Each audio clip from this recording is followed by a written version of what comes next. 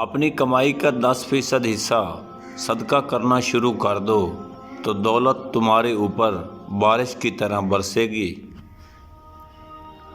جب آپ کے پاس مانگنے والے کثرت سے آنے لگے تو سمجھ جائیں کہ دولت آپ کے دروازے پر آنے والی ہے۔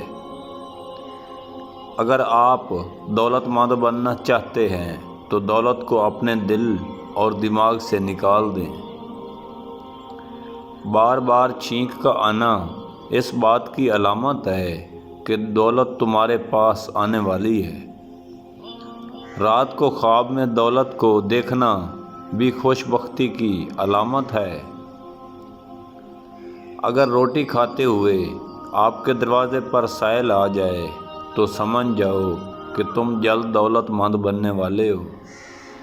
اگر روٹی کھاتے وقت نوالا ہاتھوں سے گر جائے تو پریشان مت ہوں، آپ کا رزق جلد ہی بڑھنے والا ہے۔ دولت جب آپ کے قریب آتی ہے تو آپ کو خواب میں یہ 4 چیزیں نظر آتی ہیں: پہاڑ، مچھلی، تخت یا سر پر بالوں کا آنا۔ دولت 3 طرح کے لوگوں کا پیچھا کرتی ہے۔ پہلا، جو وقت کی قدر کرتے ہیں۔ دوسرا، جو حلال تجارت کرتے ہیں۔